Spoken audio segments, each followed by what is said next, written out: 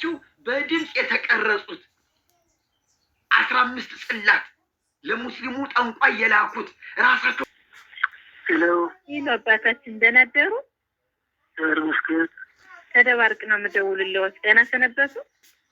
ያሩሲ ማልበል የአባት መቶ ሰላም ልጅ ነኝ። ቤተልሔም ነሽ? አዎ ቤተልሔም። ደህና ነው? በስመ አብ ወወልድ ወመንፈስ ቅዱስ አሐዱ አምላክ አሜን። እንግዲህ ሰሞኑን በብፁዕ አባታችን በአቡነ እንድርያስ ላይ መናፍቃኑ የከፈቱት ዘመቻ አለ። ለምን ሆነ? ለምን ታሰበ ይሄ? አዎ ብፁዕ አባታችን አቡነ እንድርያስ ትምህርታቸው ለመንግስትም ሆነ ለመናፍቃኑ አይመችም። የሀገራችን የተበላሸ የፖለቲካ ስርዓት በአውደ ምሕረት ላይ በግልጽ ኮነውታል። ትምህርታቸው ለመናፍቃኑ ራስ ምታት ነው። በተለይ በቅርብ ጊዜ ድንግል ማርያም የዓለም ቤዛ አትባልም ብሎ በድፍረት ለተናገረው የኮታ ጳጳስ የሰጡት መልስ ወይም ደግሞ ስለ ድንግል ማርያም አመስጥረው ያስተማሩት ትምህርት ይሄን የመናፍቃኑን ክፍል አንጫጭቷል። ለዚህም ነው እሳቸውን ከምዕመኑ ለመነጠል ታስቦ ይሄ ስም የማጠልሸት ስም የማጥፋት ዘመቻ እሳቸው ላይ ተከፈተው። ምንድን ነው የሚል መሰላችሁ? አቡነ እንድርያስ ታቦት ሰርቀዋል፣ አቡነ ጳውሎስን ሊያስገድሉ ነበር፣ በግ ከቤተ ክህነቱ ቀብረዋል የሚል የጅሎች ጨዋታ ተረት የተሞላበት ዝባዝንኬ አመጥተዋል። እና በዚህ በቴክኖሎጂ ምን ብዙ ነገር እንደሚሰራ እናውቃለን። ብዙሃኑ ያውቃል፣ እንደማያምነውም ግልጽ ነው። ምናልባት አንዳንድ የዋሃን ምዕመናን ካላችሁ ይሄ በፍጹም እውሸት ነው፣ ስም የማጥፋት ዘመቻ እንጂ እሳቸውን እንደማይገልጽ ልታውቁ ይገባል። በዚህ ጊዜ ጥቂት የዓይናችን ማረፊያ ከሆኑ አባቶቻችን መካከል የመጀመሪያው አቡነ እንድርያስ ናቸው። ይህ ልታምኑ ይገባል። እሳቸው ትጉ ቆራጥ የጸሎት አባት ናቸው። አይደለም ዛሬ፣ ድሮ በቁምስና ጊዜያቸው አብረዋቸው የነበሩ ሰዎች ነግረውናል።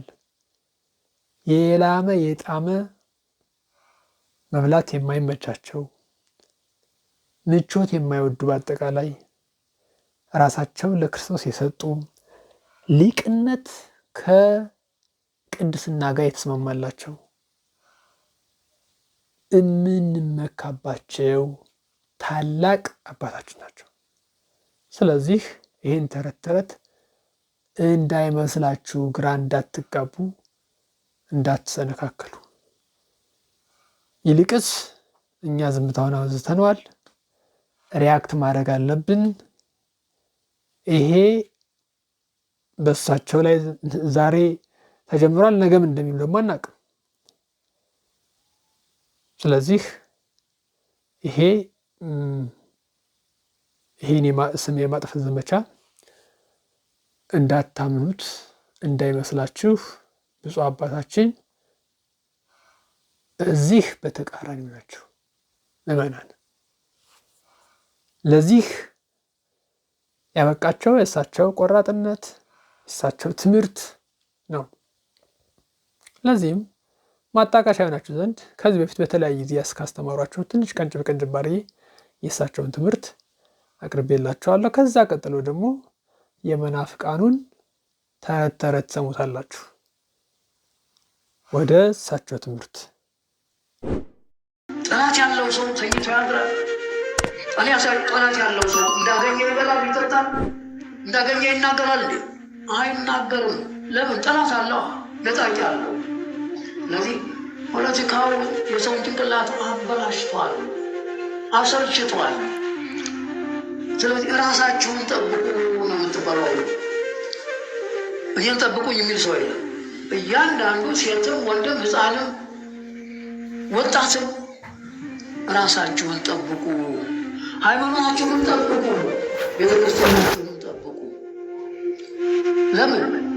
ጊዜው ተለውጧል። እውነተኛው ጠባቂ ከእግዚአብሔር ተቀብቶ እስከሚመጣ ድረስ የተሰወረው እስከሚገለጥ አዋጁ በአዋጅ እስከሚመለስ ጥንቃቄ ከቤተ ክርስቲያን ይፈልጋል። ምዕመናን ይህን መስማት አለባቸው።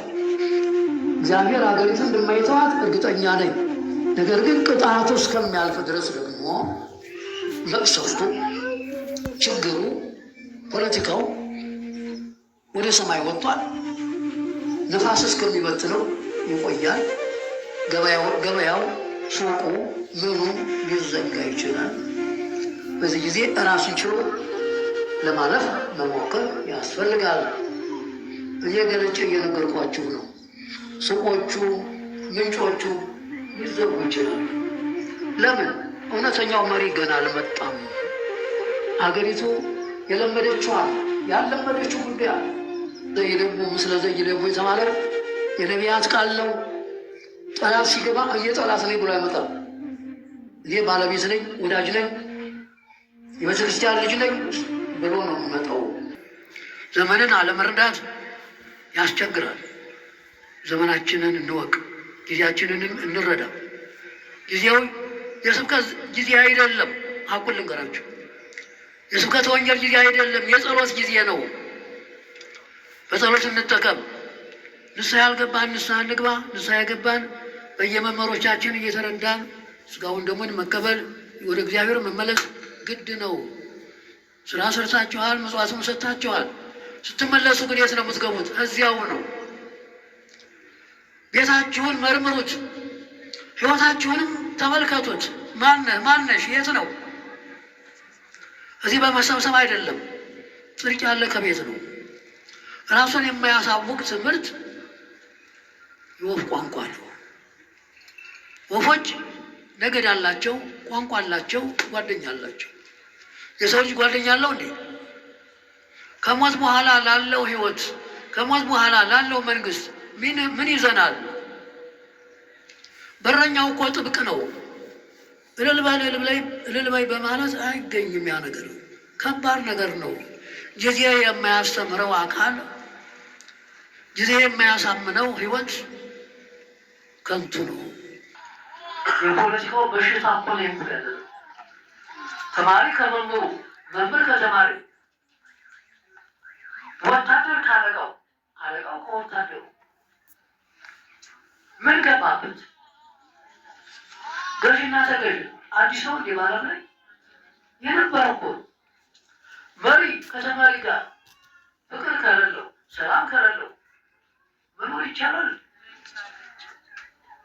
ገበሬ ከእርሻው ከሌለ፣ እርሻውን ተከታትሎ አርሶ ካላመረተ፣ ነጋዴ ነግዶ ካላተረፈ፣ መምህር ካላስተማረ፣ ተማሪ ካልተማረ፣ ተምሮ ካልተጠቃ ሰላም ይገኛል? ሰላሙን ያደፈረሰው ማን ይመስላችኋል? ፈጣሪ የሌላቸው፣ አምላካቸውን የዘነጉ፣ ለሆዳቸው የዘመቱ፣ የሀገር ፍቅር የወገን ፍቅር የሌላቸው፣ በሕገ እግዚአብሔር የማይመሩ፣ ሕግ ስርዓት የማያውቁ፣ ለመቅሰፍት ለመዓት የወረዱ፣ ወገንን ከወገኑ በታትነው ሰላምን አደፍርሰው ራሳቸው ተጨንቀዋል። ወደው የሚያዙበት ቦታ የላቸው። አወዳደቃቸው አስከፊ ነው። ሰላም የሌለ ሰው ምን ሰላም ያገኛል? ማርያም ቤዛዊት አትባልም የሚለው አነጋገር ዓለም እየተነጋገረበት ነው። ለምን? ሕገ ወጥ ስብከት ነው። መስመር የሌለው በቤተ ክርስቲያን በመላ ኢትዮጵያ ተነግሮ የማይታወቅ ጊዜን ተመልክተው በጊዜ ለመጠቀም የአጋጣሚ ስብከት እንጂ ጉሳተ ልብ ይባላል። ተሰውረ ሲኖር ጊዜ ያገኘን መስሏቸው ጥፋታቸውን ለመግለጥ አድባራት፣ ገዳማት፣ ሕዝብ፣ ሊቃውንት በከፍተኛ ደረጃ ነው የሚነጋገርበት። ስለዚህ ይህም በተመለከተ ጥቂት ራሳቸው በድምፅ የተቀረጹት 15 ጽላት ለሙስሊሙ ጠንቋይ የላኩት ራሳቸው በድምፅ የተቀረጹት የራሳቸው ንግግር እኮ ነው ያለኝ። አቡነ ጳውሎስን ለማስገደል ለማደንዘዝ ከነነፍሱ በግ አምጥተው ከመንበረ ጵጵስናቸው ስር ያስቀበሩ ጀግና፣ ይህም እኮ በድምፅ ተቀርጿል። ስለ ቤተ ክርስቲያን የመናገር ስለ ጽላት ስለ ታቦት መናገር መብት የላቸውም። ስለ ታቦት የመናገር ሞራል መብት የላቸውም። እኔ ደግሞ መረጃው አለኝ ብያለሁ። እንግዲህ ዛሬ ጉዱ ይታያል። የተባረኩ ደግ አባት የሚጾሙ የሚጸልዩ እህል በልተው የማያድሩ እንደ መላእክት የሆነ ህይወት ያላቸው እንደው አልጋ የሚባል የሌላቸው ቁመው የሚያድሩ ብላችሁ የምታወድሷቸው እናንተ ዛሬ የአባታችሁን ማንነት እንድታውቁ ፈልጋለሁ። ለምን እንቅፋት ወርባቸዋለሁ እያልኩ አምቄ ለብዙ ዓመታት ይዤው ነበር። እንደ በዓል ስጦታ እንደው ለሙስሊም ጽላት ለሙስሊም እንካ ተብሎ አንድ እኮ አይደለም 15 ጽላት እንካ ሲባል አያሳፍርም? አይዘገንንም? ሰዎችን አሰባት ሀገረ ስብከት ሊቀ ጳጳስ። ቀጥሎ የምንሰማው የስልክ ቃለ ምልልስ መላከ ሰላም ፍሬው ዝናው የተባለው ተላላኪያቸው ከርሷቸው ጠቅላይ ቤተ ክህነት ከቀድሞ ፓትርያርክ አቡነ ጳውሎስ ዘንድ ቀርቦ ለሙስሊሞች የጻፉትን ደብዳቤ አቅርቦ ካጋለጣቸው በኋላ ቀርበው ሲጠየቁ በመካዳቸው ጉዳዩን ይበልጥ ለማረጋገጥ የጳጳሱ ቅርበት ያላት ቤተልሔም የተባለች ሴት መስላ ከደወለችላቸው ሴት ጋር ያደረጉት ቃለ ምልልስ ነው።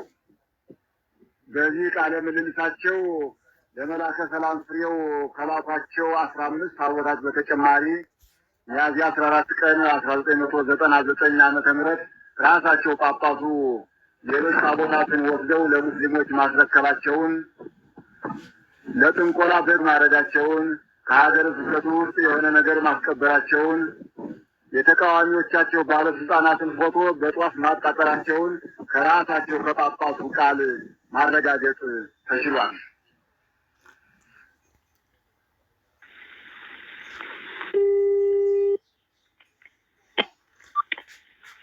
ሄሎ አባታችን ደህና አደሩ?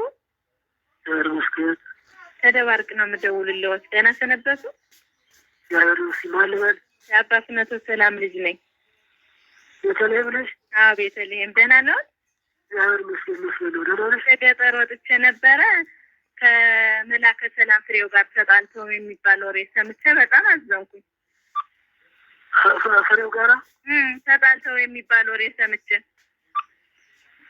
እኔማ መቼ ተጣላው? እሱ ከዳኝ እንጂ እናቴ። እሱ ከዳዎት? አዎ። አሁን ያው ከቅዱስ አባታችን ጋር አጣልፎኝ። በጣም የሚገርም ነው። ከእንግዲህማ ለእሱ አንድ ሚስጥርም አይወጣም ወይ? ምስኪን እንዲያው ከባድ ነው። በሩቅም አይነገር። በጣም በጣም በጣም የሚከብድ ነው። በቀደም እኮ ለአባታችንም እኮ ነግሬያቸዋለሁ። አዎ ነግረውኝ እና በጣም እያዘንኩ አሁን እሱ እዚህ ገብቶ ስሜን ሁሉ አጥቁሮ እንዲያው የማይገባ ከሙስሊሞቹ ሁሉ ህድብዬ እንደላኩት እሱን ሁሉ ተናገረ። አዎ እኛ በቃ ለሙስሊሞቹ ያኔ እንትን ሲሄዱ ያገኘሁትን ልጅ ሂዶ እንዲነግራቸው ነው የምናደርግ። ሚያዝያ 14 ቀን ጽላት ታቦትን ይዛችሁ ሲሄዱ ደባርቅ ያገኘሁትን ልጅ ወደ እስላሞች ልከን ሰው ወደ እነሱ እንኳን ቢላክ ምንም ነገር አናውቅም እንዲሉ ነው የምናደርግ። አይዞን። እንግዲያስ ትልቅ ነገር ነው። አሁን እሱም እየታደለ ነው። አረ በእውነት ጥሩ ያስይዙትኝ። አዲስ አበባ ላይ ያሉ? አዲስ አበባ ነው ያለሁኝ። እንግዲያው ለምን ቅዱስ አባታችን የሚባሉት ገብተው ውሸት ነው ሐሰት ነው ለምን አይሉም?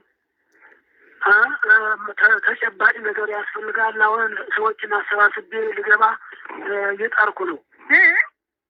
ሰዎችን ሌሎችን ሰዎች አሰባስቤ ለብቻ ለነገራቸው እየተዘጋጀሁ ነው። አዎ ሰዎችን አሰባስበው ለቅዱስ አባታችን ውሸቱን ነው ከእስላሞች አልሄድኩም ይበሉ።